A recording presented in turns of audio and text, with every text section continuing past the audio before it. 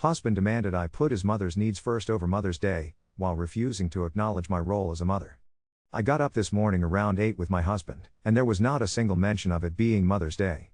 That was fine. Honestly, I just let the morning carry on exactly as any other typical weekend. I did the washing, made breakfast, and put a roast in the oven. Meanwhile, my husband spent part of his morning looking for a car for our son, who is 17. His broke down just a few days ago, and it just isn't worth repairing.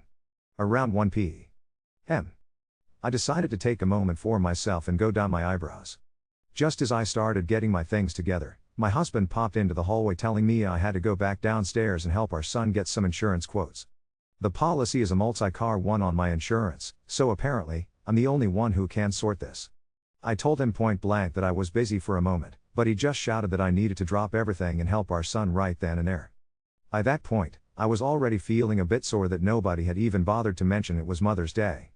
I snapped and called them both DS for being so utterly inconsiderate. That set my husband off. He screamed that I'm not his mother, so why on earth should he do anything for me? He went on, telling me I was weird for even thinking he should, and even weirder for being upset that he wished his own mom a happy Mother's Day. What really got to me was that he'd gone out of his way to put a glowing post on Facebook about his mother, telling everyone she's the best for everything she's done for him. That stung because, since we got together, I'm the one who has done everything for him. I wasn't angry that he wished her a happy Mother's Day. What bothered me more, and I know it sounds silly, is that he tagged her in that post. Whenever he posts about us, he never tags me, just calls me the wife. It feels like every possible chance his mom gets better treatment than I do.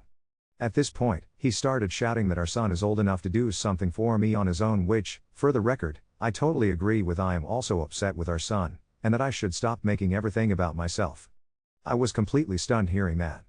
I fired back that, in that case, I wouldn't bother about his birthday tomorrow. He yelled it was fine, he wasn't expecting anything anyway, because I have nothing to give him. Never in my life have I felt so hurt and so unappreciated by someone's words. Did I do something wrong here? It wasn't about a gift or anything big or fancy. I just wanted some sign that I'm appreciated, even a case or a quick thanks to acknowledge I'm a good mom. I just feel so invisible, so unappreciated. I can't help but wonder, should a husband make any effort for their partner on Mother's Day? I didn't think I was expecting too much.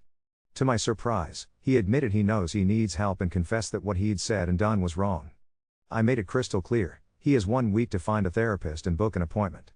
If he follows through, I'll stand by him and help him work through his past. Maybe we could come out of this with a stronger marriage.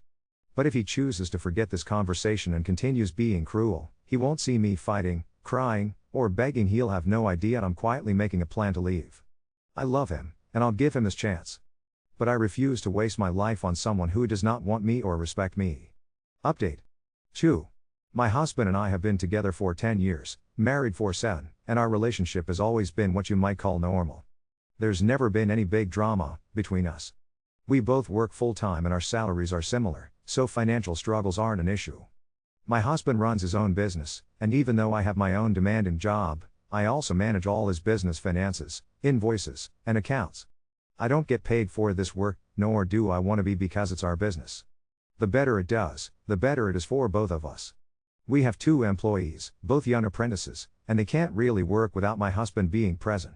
This is where things start to get tricky. Since he's self-employed, he hardly ever takes time off for holidays. Occasionally, if the weather is bad, he'll take a random day off during the week to go ride his electric mountain bike, a hobby I completely support. But looking back over the last 5 years, we've only gone on holiday together once, and that was just last year. Now, he's considering taking another week off this summer, but here's the problem, he wants to use that whole week to visit his friend in France, taking his bike along. If things were different, I'd probably support him in going. The issue is that he refuses to take any other time off for a vacation with me. So, realistically, if he goes ahead with this, we won't have a holiday together until, 2027? That just feels unfair to me. I've always prioritized him and our son over seeing friends, and I expected he'd do the same. I put in all this time managing so much of his business, and yet, when it comes to our one chance for a holiday, he chooses his friend. I'd even offered to pay for a holiday for us, but he still isn't interested. I'm not saying he can't go, and I never would. He's free to do whatever he wants. But the truth is, I can't pretend to be happy about it. There's nothing stopping him from taking a long weekend trip to France and saving a few days for us, but he's set on using the entire week for his friend. After talking about all this, my husband asked me to clarify a few things. His friend is his only real friend, and since he moved to France, they only see each other maybe once a year when the friend visits the UK. My husband told me he doesn't have anyone else to do things with, which is why he wants to use this rare week off to catch up and go on holiday with him. Still, I can't help but wonder, is it really so unreasonable of me to want him to prioritize time with me and our family, especially when his time off is so rare? Update 3. Firstly, let me thank everyone who took the time to share their thoughts. I needed to know if the problem was with me or with him, and now I feel completely validated in how I feel it's most definitely with him. It became overwhelming to try and respond to so many messages individually, so here's a proper update and a chance to clear a few things up. We've recently booked a trip to Val d'Isère in March for 5 days. We'll be skiing, exploring a region with a hire car, and visiting his friend who lives there. I have no issue chilling in our hotel room one evening while he heads out with his friend for food or drinks, and I don't mind doing a little skiing with them either. There'll still be plenty of time for us to have our own quality time together. On top of that, we've booked our summer holiday, a 10-day getaway in Greece, staying in a villa with a hire car. He finally read most of your comments and admitted that he knew he'd been a bit of a D, his words, not mine. He confessed that he was just trying to get across the point that he doesn't see his friend that often because of where his friend lives. Apparently, he was speaking hypothetically when he insisted if he could only have time for one holiday, why couldn't he do what he wanted? We ended up discussing it seriously. He understood how hurt I felt, apologized, and that's the reason we've booked a few holidays now. As for the rest, in my original post I said he was a good husband, we rarely fight, and nothing else major has happened between us. That's absolutely the truth. I've seen plenty of people question if he actually likes me or spends time with me, or suggest I'm his free labor doing all the housework. That simply isn't true. The housework is split. I probably do more only because I like things a certain way, but he's very hands-on. He regularly loads or unloads the dishwasher, puts the washing machine on, and does all the gardening. He loves it, I can't stand it. We definitely spend time together. The weekends are often filled with hiking or days out. The only thing that changed was holidays, and that was because of his business. About not being paid, this truly is my choice. I'm already a higher taxpayer and don't want to take money only to lose most of it in tax. I handle my husband's accounts, but without going into detail, there's a solid reason I don't take money. I get other benefits out of it anyway. Honestly, I'm grateful for everyone's comments. He realized, thanks to all those perspectives, that he was being a bit of a twat, and yes, he probably knew it already. He's really not always a twat. Most of the time he treats me well. Like anyone, he has bad days and sometimes says or does things he regrets. I'm not a perfect wife either. I probably snap too much and want things a certain way. But what I do know for sure is that he loves me, and we're each other's best friends. Let me share something personal, because I know what it's like to be uncertain. I've been where many are, and at a similar age. I was with my son's father from when I was 22. Within a year, I was pregnant. But not long after my son was born, I realized I wasn't attracted to his father anymore, not because of looks, but his personality. When I was certain of my feelings, I told him. He tried everything to keep us together, manipulated joint finances. I only worked part-time because I'd gone back to university, took our son to my parents and told them I wanted to break up the family, hoping they'd pressure me into staying. He'd break down crying, on his knees, begging me not to leave. Sometimes, he'd even tell our son I didn't love his daddy anymore and would have to move away. This went on for 9 years. 9 years, feeling trapped by someone I didn't love, losing what should have been some of my best years. Then, one night, I snapped. We'd both joined a gym. He followed me there after I joined and signed up for a lifting club. I turned out to be quite good. I trained with a man because I was at competition level. My coach ran the club and I spent a lot of time with him, even doing personal training with him. Inevitably, feelings developed. During this whole period, I tried more than once to break up with my partner, but he refused to accept it. Then came the club's Christmas night out. Everyone was there, including my partner. What happened next is almost a blur. I don't even understand why I did it. I found myself sitting at a table next to my coach, not caring or even noticing where my partner was, as if he didn't exist. My coach and I started holding hands under the table. We thought it was a secret, but of course, everyone could see, including my partner. Word reached me that he'd gone home, and honestly, I didn't care. I went home with my coach that night. The next morning, I was appalled at myself. I knew then and there that I was going home to end it, for good. I had crossed a line and done something I never thought I'd do and would never do again. I hate cheating. Ending it was ugly, he cried, wailed, got on his knees and begged. But I just kept repeating that it was over, that I'd crossed the point of no return. I didn't tell him about sleeping with my coach, I didn't want to hurt him further, but I made clear I couldn't promise I wouldn't repeat it, so it had to be the end. After that, everyone fell out with me, my family, my friends. I was completely alone, and it was my own doing. My ex eventually moved away, joining the Navy, leaving our son with me, going from seeing him every day to only a couple times a year. It was heartbreaking for my son, and it was all my fault. 4 months after my ex moved out, taking most of our furniture with him, the sofa, fridge, bed, and TV, I met my now husband. I was 34, finally free but not looking for another relationship at all. It just happened. Now, here I am, 10 years later, very happily married to my soulmate. My ex is also happily married and we have a good relationship. My son, now 21, counts my husband as a father figure, raised by him since he was 10. They have a wonderful relationship, too. If there's one message I can share, it's this: don't waste 9 years of your life like I did. If you know, you know. Don't wait. Update 4. I said I'd give him a week to book therapy. He did it the same afternoon.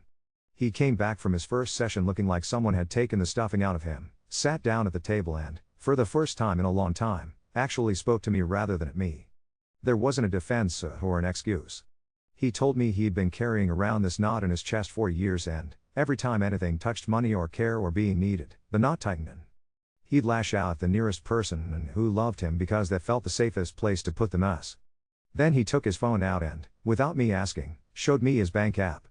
I had no idea he'd been sending his mom money every month for the last 3 years. It started when his stepdad got ill. His mom rang him crying one night, and he set up a standing order for £300 to tide her over. He never stopped it. He said he didn't tell me because he knew I'd say yes, and that somehow made him feel smaller and more ashamed for needing to ask. Meanwhile, anytime I needed help, all he could feel was that same nod and this ugly voice in his head that sounded like his stepdad, "Don't be a mug." Hearing it laid out like that hurt in a way I didn't expect. Not because he helps his mom, I would have agreed in a heartbeat, but because I was his wife and he still didn't trust me with the truth. 2 days later we drove to his mom's. I didn't want a scene, I wanted it on the table. She did what she always does, that soft little sigh that says I'm his mother, love, as if those words end the conversation. He didn't raise his voice. He told her he loved her, that he'd always help, but that it couldn't be secret and it couldn't come before his own family. She bristled and looked at me like I'd taught him the word boundary. I braced for it. He surprised me. He put his hand on my knee and said, "This is my wife. We're a unit." Watching his mom swallow that was a strange mix of sad and satisfying. On the drive back he cried without trying to hide it. There was another conversation I didn't know I needed. Our son and I were in the car, and out of nowhere he said, "I thought you didn't like fuss." Apparently his dad told him ages ago that I hated birthdays and holidays because I don't like attention. He actually started making me a Mother's Day card that morning on the computer but gave up when his dad shouted about insurance. He handed me the card later in the week, wonky border, a photo of us at the beach glued on, a paragraph about the time I taught him to parallel park. I'm not a crier. I cried, hard, into a saucepan while stirring risotto. He put his arms round me like he used to when he was small and we stood in the kitchen breathing the steam and laughing at ourselves. We went to Val d'Isere. For all my big talk, I was more nervous than I admitted about being there with his friend, about whether anything had really changed or if we'd just stuck a plaster on it and gone to the Alps. The first day was brilliant. We skied, we got lost, we ate tartiflette that could stop your heart. The second day turned everything on its head. He took the bike up with his friend, I stayed on the green runs. Just after lunch my phone rang with a number I didn't recognize and a man speaking fast French. I caught velo, shoot, clavicule. I don't speak more than GCSE but some words don't need translating. I found the A&E by following the smell of disinfectant and panic. His friend was grey and useless, wringing his hands. My husband was on a bed with one arm cradled to his chest, gritted teeth, sweat on his top lip. Broken collarbone and a cracked rib. Nothing life-threatening, everything immediate. I signed forms, texted insurance details back and forth, argued in schoolgirl French about pain relief, and sat up in a plastic chair all night listening to machines breathe. At 3 a.m. he apologized in that awful, hiccupy, half-asleep way that doesn't feel performative because you can't keep your guard up in hospital lighting. He told me he didn't want to turn into a man who only ever says sorry after something breaks. I tucked the blanket around his toes and said, Then don't. We limped through the rest of the trip. Skiing was over. His friend swung by with croissants and sat awkwardly for half an hour every afternoon. We watched the mountain turn pink every evening from the balcony, my hand resting over the sling because it felt better to keep hold of him. It's funny how a crisis clarifies some things and muddies others. Back home, real life hit harder than the fall. He couldn't work. The apprentices can't legally be left on their own. Wages still had to go out. Every time the phone rang, it was another small fire. I did the thing I should have done ages ago. I wrote down what I do and what I won't. I told him I would not be the scaffolding holding up a business I don't get paid for while he healed, and then quietly slipped back into thanks, babe, you're a saint. I found a temp site supervisor who could cover him for 6 weeks, rang our accountant and asked her to recommend a bookkeeper, and I stepped back. The bookkeeper charges a small fortune. He nearly choked. I poured him a coffee and reminded him he'd had me for free. He looked at me properly then, with gratitude that didn't feel like flattery, and said, I get it. He decided on his own to have the money he sends to his mom for a few months and then review it with me. He rang her and told her himself. She wasn't thrilled. He didn't flinch. He kept going to therapy. He made a point of telling our son he'd been wrong about me not liking fuss, that he'd projected his own awkwardness onto me for years, and our boy rolled his eyes and said, we know. We laughed. Then we sat down with a calendar and wrote an actual time off like it was a job, because in a way it is. I don't know if this counts as a happy ending because it's not an ending. Greece is still booked, we're swapping kayaking for a reading by the pool and taping a plastic bag round a sling. Nothing miraculous happened. He didn't become a new man, overnight. But he stopped trying to convince me I was mad for wanting basic care. He said the words out loud to other people, the hard ones, and then backed them up with doing. For the first time in a long time, I believe he can change because he is changing. And I'm changing, too. I stopped being the woman who swallows its fine until it curls. I'm saying what I need. He's hearing me. That feels like the strangest, sanest thing in the world. Update 5. I didn't expect the next test to smell like lilies and instant coffee. His stepdad died at the start of June. It was one of those phone calls you know from the first breath. His mom, small and breathless, saying his name like it was a life raft. He went very still, hands flat on the table, and I could see the boy he used to be and the man he's trying to be fighting it out behind his eyes. He didn't look at me for permission, he looked at me for anchoring. I said, I'll drive. The house was exactly as I remembered it, and not at all afternoons of damp upholstery and framed cross stitches, that particular quiet of a place that's holding its breath. She folded into him and then looked over his shoulder at me with that faint accusation like grief gives you the right to ignore new rules. He didn't let go of me. He held one of my fingers in his and said, Mom, this is my name. We're together in this. She didn't sigh. I braced for a scene. It didn't come. Instead there was logistics, hymns, flowers, who to ring about catering. After an hour she pushed a stapled funeral director's quote across the table and said, casually, darling, if you could just sort this, in that tone that turns sons into wallets. He flinched. Then he sat up and said, carefully, like he'd practiced it in the car, we'll help, but I need to see all the costs and it needs to go through our joint account. No more secrets. She stared at him like he'd started speaking German. She glanced at me. I kept my face still. He didn't look away. 2 days before the funeral she brought down a shoebox from the loft. You should have this. Inside were a couple of school photos and a stack of Father's Day cards he never gave.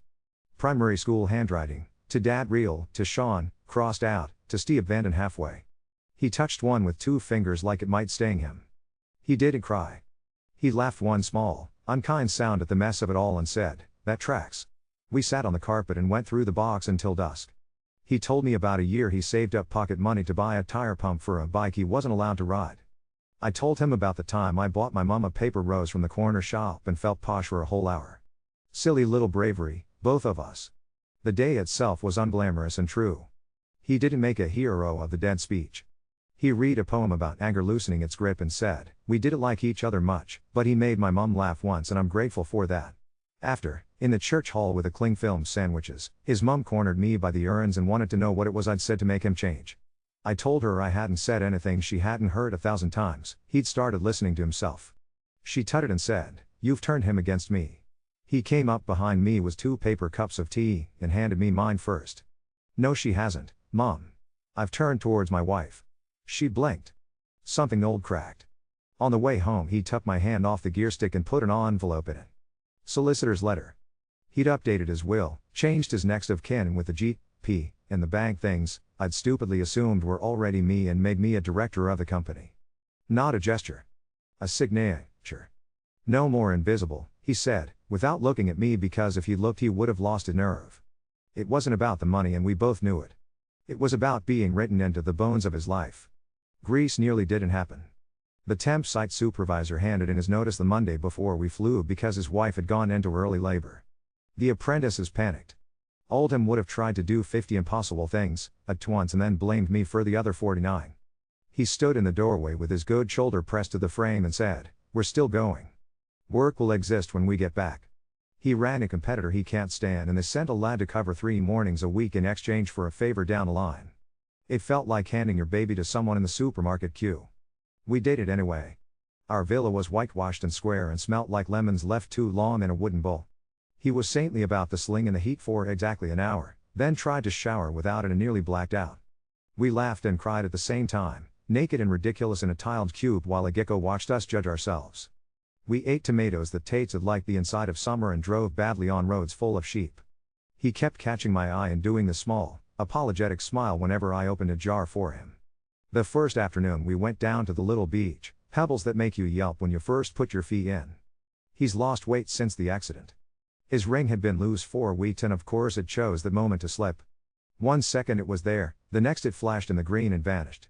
He said the kind of swear word you don't usually hear on family beaches and went in after it with one good arm, snorkel flapping uselessly, determination outweighing physics. It turned into a farce. A German boy with a mask and a bucket joined in. An old man with a metal detector, shirt open to his navel and white chest hair like marsh grass, shuffled down from nowhere and tutted in Greek. Half the cove got involved. 20 minutes later the old man plucked the ring from the weed like he'd been expecting it all day. He kissed his fingertips and then my cheek. My husband put the ring back on and turned to me, wet and stupidly proud, and asked, in front of strangers and goats in the sun, if I'd marry him again today, right now, as I was, no fuss, just us and the old man as witness. I said yes. We did it with 2 elastics from a supermarket broccoli wrapped round the ring until we get it resized and the German boy throwing sand like confetti. He whispered thank you for not leaving when I was unbearable into my hair later while the ceiling fan did its best impression of a lazy helicopter. He kept going to therapy. He booked a joint session and asked me to come. I thought it would be an ambush. It wasn't. He didn't perform. He told the woman in the sensible shoes that he'd lived half his life mistaking control for care and he was tired. I told her that for years I thought being strong meant being quiet. We both sat there like idiots saying obvious things, out loud, and it felt like unlocking a door you didn't know was stuck. Back home, he didn't slide. He still swore at a traffic cone that came out of nowhere on the bypass and still left a trail of teaspoons wherever he went, but he didn't pick at me like a habit. He rang his mom every other day for the first fortnight and didn't once end the call hollowed out. When she asked if he could just top her up until she sorted the will, he said, not without talking to my name first, and then, calmly, no. He didn't make me say it for him. He preempted it. Worker did what work does. One of the apprentices tried to hotwire the cement mixer because he'd seen it on TikTok and fuse the site electrics. The stopgap supervisor billed an outrageous day rate and was worth every penny. We kept him on 2 mornings a week. My husband insisted on paying the bookkeeper herself even when she sent an invoice that made him whistle between his teeth. He keeps putting my new director's card down next to his on the kitchen counter like they are a pair. He showed me an Instagram story where he tagged me by my actual name and wrote, "Went to Greece with my favorite person, no the wife, no invisible." It was daft how much that tiny blue underline meant. Our son picked us up from the airport with a sign he'd made that said "Greetings citizens" because he's incapable of sincerity without a joke. He'd cleaned the kitchen. He'd topped up my car. He handed me a keyring he'd 3D printed with mum in block letters and an extra little bit that says "Do not lose this." In the car he asked his dad if he could take him out on the motorway again at the weekend and my husband said yes and then looked at me like, "Will you come?" He didn't assume I'd organize insurance, visas, or feelings. He asked. None of this is fireworks. It's quieter and stranger. Small, ordinary choices that add up to something I recognize as care. He still gets it wrong, I do too. Yesterday he loaded the dishwasher and put every pan and face up like a man who's never met gravity. I laughed and he didn't bristle. He moved them without a speech. We are rewriting tiny scripts. I don't know what the next shock will be. The Greek ring lies on his hand with 2 broccoli elastics until the jeweler can see us. His mom is adjusting, if not exactly embracing. Therapy is booked on a standing appointment. The calendar on the fridge has actual weekends ringed in pen and a hideous magnet from Valdez holding it up. For the first time in ages, my house feels like a place I chose rather than a situation I'm managing. That seems like a ridiculous thing to write about a man in a sink full of teaspoons. It's true anyway. Update 6. It was a brown envelope on the mat that made me sit down on the whole rug like someone had unplugged me. Thin paper you can see the window through and my name typed fatter than the rest. HMRC wanted a compliance check on the VAT returns for 2 quarters last year and any associated records. I felt the kind of cold that starts in your wrists. It covered the exact months I'd filed because it was easier than watching him try to do it on his phone between pouring concrete and losing pencils. I took it to him in the kitchen. He didn't do the thing where men exhale like you set fire to their paperwork. He put his palm flat on the envelope and said, very steady, "We'll take everything in and tell the truth." I said, "Even the stupid bits?" He said, "Especially those. The woman we met in the gray office had hair that didn't move and a scarf tied in a knot that looked regulation. She wasn't unkind. She asked questions in the tone of someone counting to 10. There it was in black and white, 3 mates rates cash jobs in December that never made it from pocket to spreadsheet, and a purchase invoice he'd photographed twice because he'd changed phones and the cloud had a sense of humor. Nothing sexy. Just the almost and well it'll do ass that cost you later. He said, before I kept cash because it made me feel safe. That's not a defense, it's what I did. She blinked like people don't often say the quiet part in those rooms and told us what the penalty would be if we accepted it now. He tried to make a joke about how we'd be eating beans on toast for a bit. It died in the strip lighting. I stared at the stack of receipts and felt the old shame rise woman behind the curtain, hands black with everyone else's cards, and I said, out loud into the room, I'm not his bookkeeper anymore. If you want a letter, you write to both directors. He didn't flinch. He squeezed my knee under the table and, when we got home, he rang the new bookkeeper and told her to sit with him and go through every habit that needed unlearning. He didn't outsource the discomfort to me. He didn't make the penalty my fault because I touched the work. He set up the payment plan and put the dates on the calendar in his own handwriting. He stuck the brown envelope on the fridge with a Valdez magnet and said, there. It can look at us. We're not hiding. His mom tried to test whether not hiding had a limit. Probate turned out messier than expected. Who knew an old man could have so many store cards and so few coherent instructions, and for a fortnight she spoke in a new dialect where every sentence began with only until and ended with money. He kept saying, we'll help, but we need to see the whole picture. She did the sigh and said something about not everything being about spreadsheets, which was funny if you enjoy gallows humor. On the Monday he went to pick up some paperwork and came back with a look I hadn't seen before, tight around the mouth in a different way to anger. He put a passbook down on the table and slid it across to me like contraband premium bonds, old savings, a nest egg so fat it made the last 3 years of quiet £300 sterlings look like theater. She said she forgot, he said. He didn't shout. He didn't cry. He sat with his jaw working and then he said, I am not a wallet. He rang her. He said, I love you. We will always make sure you are okay. But I'm stopping the standing order, and we will talk like adults with numbers in front of us. She called me a clever little accountant like it was a slur. He said, say thank you to my wife. She hung up. She arrived 2 days later with a suitcase the size of dignity and a face rehearsed to look helpless on a doorstep. He opened the door onto the chain like we live in a crime drama and said, Mom, if you want to come in for tea, come in. If you want to move in to make a point, no. She peered around him at me and tried. I didn't realize I needed an appointment. He said, you need a plan. We made her tea. We rang her sister together. He put her case back in the boot and drove her there with the radio too loud because he needed noise. He came home and stood very still in the hall and said, that was horrible. I said, you did it. We went upstairs and lay on the bed on top of the duvet like teenagers who'd missed curfew and laughed until the top of my head fizzed. Then we were quiet. It wasn't triumph, it was relief that tasted like metal. Our son called me from a Tesco car park the next week and said, voice trying to be casual, I've sort of kissed a bollard. He'd nudged the bumper of a woman's Fiat while reversing into a space. He'd done everything right, swapped details, taken photos, but by the time we got there he looked like someone who had been asked to present at a meeting he didn't prepare for. His dad didn't do the old him thing, the breath, the lecture. He knelt down, looked along the line of the scuff like he was assessing a tide mark, and said to the woman, I'm really sorry. We'll get it sorted quickly.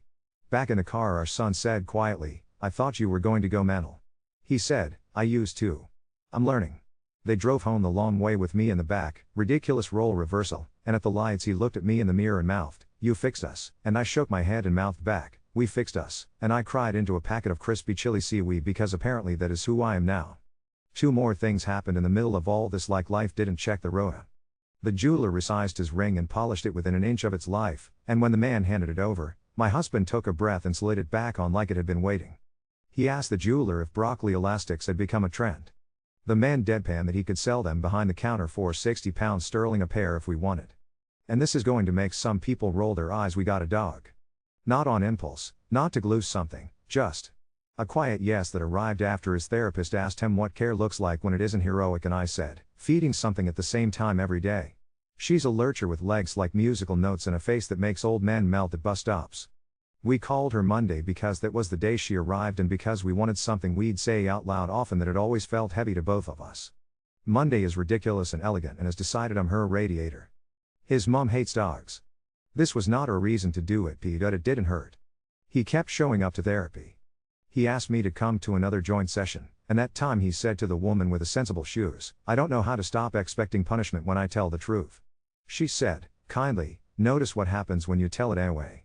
He came home and told 2 more truths without being asked. He hadn't changed his next of kin with his phone provider because he didn't know how, and he'd been pretending the app didn't exist, and he'd been keeping the top kitchen drawer full of teaspoons like he was worried they might run away. We sat on the floor and changed a password together and put the teaspoons back in the cutlery tray like adults. It was banal and, somehow, more intimate than sex. He posted a photo of Monday asleep with her chin on his bad shoulder and tagged me by my actual name with a caption that said, "House is quieter in the best way." His mom commented, "Shame you can't take a dog to funerals." He replied, "Shame we didn't have one years ago, might have softened all of us," and then rang her later to say, "I love you." That comment wasn't kind, and left it at that. No lecture, no hole to climb into. He is learning that a full stop can be love. There's more to do. There always will be. The payment plan sits on the fridge like a third magnet.